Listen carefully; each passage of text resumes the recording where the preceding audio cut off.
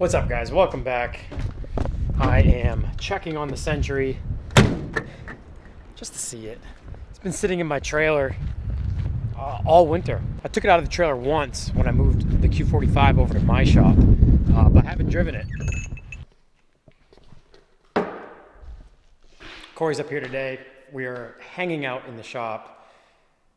So many directions to go in and can't decide which one to take. So I think what we're going to do today, since I've got the interior out from when Rob from Den Patrol was here working on the exterior, I'm going to wire the car for the Airlift 3P management system as well. And as well as look at the trunk to get like an idea, a simple trunk setup to kind of put behind the rear seat. There's not much room in these hatchbacks. That being said, gonna unbox some of the suspension, show you guys what I'm working with. Need to give a huge shout out to Bag Riders. Huge thanks to them again for helping out with this project and supplying all the air suspension stuff I need for the car. Don't forget to use the code Ludwicks at checkout on bagriders.com, LUDWICKS, to get a discount on all of your air suspension needs, Airlift Performance products, and even coilover options, BC Racing, D2, all that stuff. So, as I've already mentioned, when you saw Corey and I up at Bag Riders, I'm going with the Mark I air suspension kit from Airlift Performance. I've talked about, and some of you guys have good memories. Like, I talked about it once in passing, and a few of you guys even talked about it in the last episode saying, like, aren't you going with a dual bellow bag up front? And you're right, I was.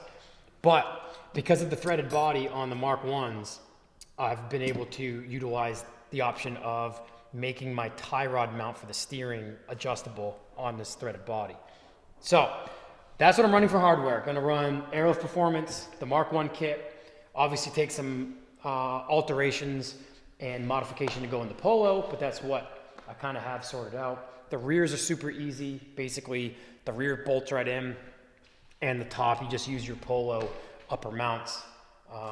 Might have to modify some washers or some plates, but that'll be easy. And yeah, front is underway. Need to weld up some front pieces on that. Huge thanks to ECS Tuning as well. Got another package in the mail from them. This is wheel bearing stuff. And this here is the stud conversion kit. So I'm converting the Polo to studs, from lug bolts to studs, since the wheels I'm running, I wasn't sure how deep the face was going to be, and I didn't want to be stuck near the end of this whole deal trying to get to Georgia and have to order longer lug bolts. So I'm just going to convert them to studs, and that should do it there. Another huge update, wheels at Rotiform are at machining right now, and I thought I was going to hear by today. I haven't yet, but it's looking like they may be ready next week, which is huge. So massive thank you to Jason and everybody at Rotiform for coming on board with this project too. I cannot wait to show you guys the wheels and the overall look for this car. I'm pretty confident that all the measuring I've done will fit everything well. You never know until you finally get tires on the wheels and bolt everything up. So management, as you guys saw at Bag Riders, I'm going with a seamless aluminum tank. Here, yeah, actually give this to you. Just a shorty tank. Just a little 3-gallon guy. So at first, I thought that was going to be way too small, but now that I see it next to the Polo, it's going to be perfect. I don't want anything too long. I don't want to take up too much space. The car's not super heavy, so it's not going to call for like a ton of pressure to keep going up and down, which is where you'd want like a bigger tank and 2 compressors. So it shouldn't take too much PSI to lift. That should do just fine. And I've also paired that with, I think a 444 Airlift Performance 3P, 3H. I've mentioned it before, and you guys have seen it in previous videos on the channel. I've got 3P in the Corvair, 3P in the 700, and 3H, well, it's technically still 3P in the Century. I've got height sensors for the 700 and the Century, but I haven't put them in yet. So, big supporter of Airlift Performance. I love the Airlift 3P and 3H systems. I mean, I have had no issues with them over the years. Actually, that manifold, the Corvair has been on 3P since they unveiled it at the end of 2015. 15 at SEMA. And I saw them a few weeks after SEMA at Simply Clean, and that's when Corey Rosser, not this Corey, set the car up. This was like a Gen 1 3P manifold from when they first unveiled it, and I've had zero issues with it. Zero issues. What, 6 years in now? That's crazy. So I can't remember what, oh, this is a big one. This is a 480? 444. So I have this compressor in the Corvair, and I think I have this compressor in the 700. Is it bad that I haven't had the hood up on the 700 in like a year? I can't even remember. Since we got it ready for Ocean City? Yeah, when I put the compressor in, I can't remember what compressor's in that car. But as always, went with the black. Yes. Now, Via Air is not a sponsor of the channel nor this build. So when you take this sticker off, you got just this nice matte black, like nice and subtle, discreet looking compressor. And I've actually wanted to dive down the rabbit hole and laser engrave. I don't know if it's polished under this or not. It's probably just prep for the Cerakote or the powder coat. But laser engraving through that would be pretty cool. Mm-hmm. On another project when I've got more time. I'm not gonna go make a jig of my laser machine and laser engrave the Ludwick's Garage logo on this, which probably in another episode you'll see me doing. Like, oh, I decided to do this. Yep. No time. All right, so. Yes, sir.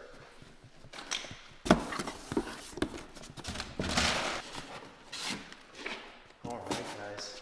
So, like I said, I'm not going with the height sensors in the Polo because it doesn't really need it. But here is the Airlift 3 Series, 3H and 3P. And as you guys know, or you may know if you follow me on Instagram, is I make these custom plates. You can get them. You can get Bag Riders ones at bagriders.com. When you get a 3H or 3P system, you can option to have the Bag Riders plate on the manifold, and I also make custom ones by commission. So if you want a really cool plate and you've got your own logo or your own business and you want me to make a 2-color acrylic custom plate for you, I can also do that. So I'm running a 1/4-inch airline in this car. So we've got our harness and we've got our airline.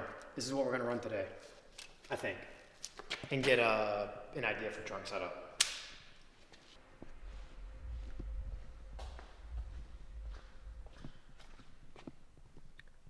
So we're trying to find key power for the airlift system.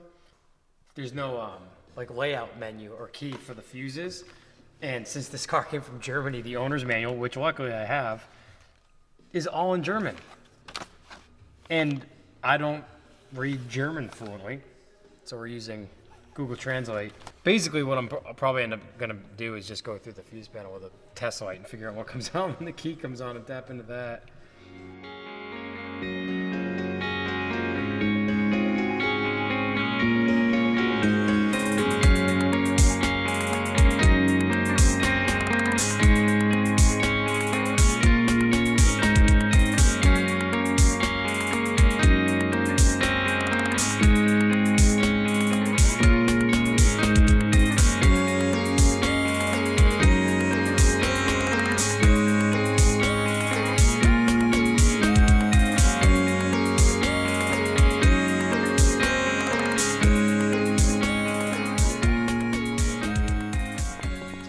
So we wired the car, went super easy. These cars aren't filled with hardly anything for technology or heated and power seats and just all sorts of crazy stuff under the dash. So it makes wiring them pretty easy. So I've talked a little bit about what I want to do for the controller in the car. And what I want to do is emulate the like the OEM Plus 1980s Blaupunkt radio equalizer. And you'll hear me say that a few more times as I'm making the controller. But that being said, the Airlift 3P system has a really cool second like harness section of wire that goes to the controller. So you've got like a 6-foot lead.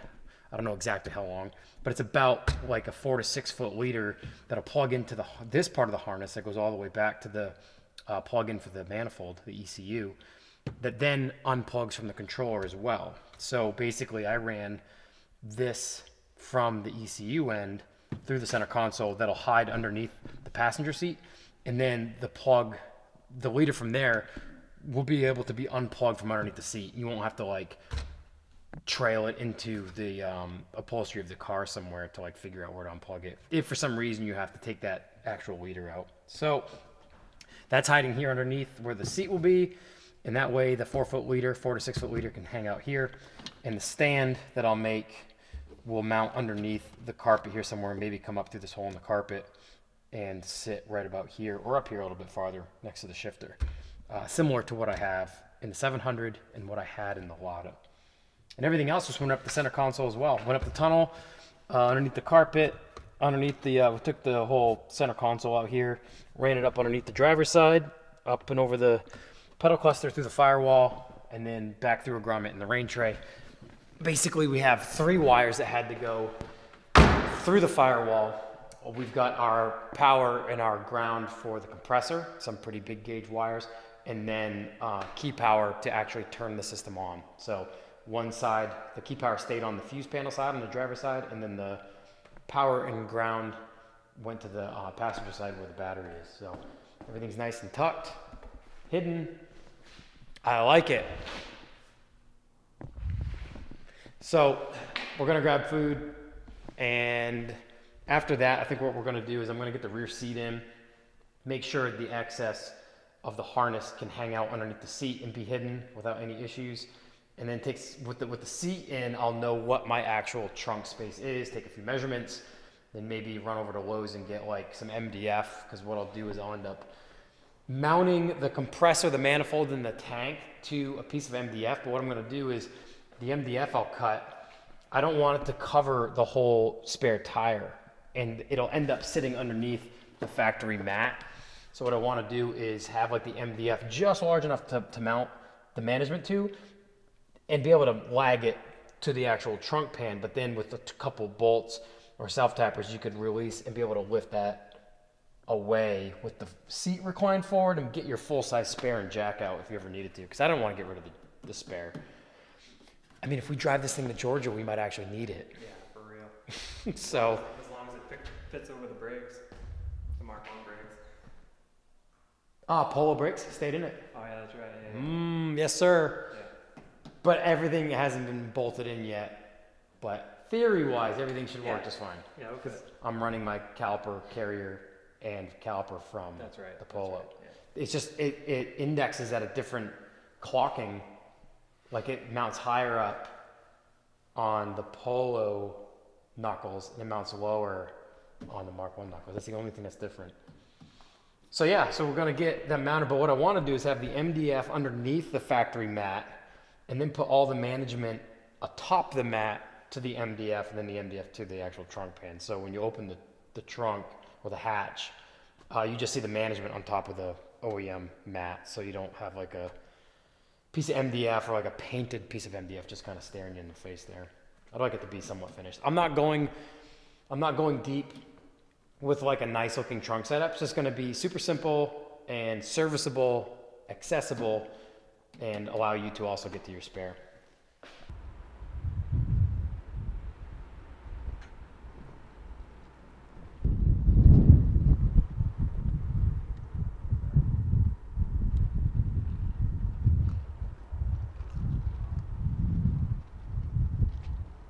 So apparently I missed the memo that it was red car day at the shop.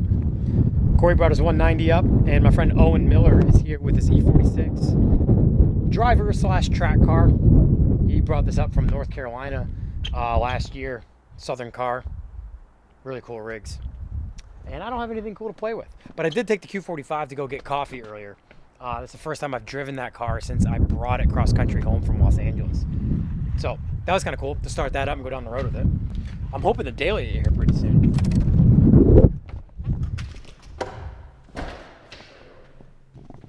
Well, that'll do it for this episode, guys. Thanks for watching. Just a quick episode. Got the Polo wired. Got a few things sorted out on the knuckles. Got the knuckles cleaned up and painted. And yeah, got the car wired. So next episode will be assembling the knuckles, probably plumbing the car, running airlines, and possibly welding up the tie rod arms. So I'm either going to MIG weld those up at my dad's shop myself, or head up to Nick's and possibly do a little TIG welding session with him, since he's done more TIG welding than me, and obviously TIG welding them would be better and probably way nicer looking. So yeah, join me next time. Thanks for watching, guys. We'll see you in the next episode.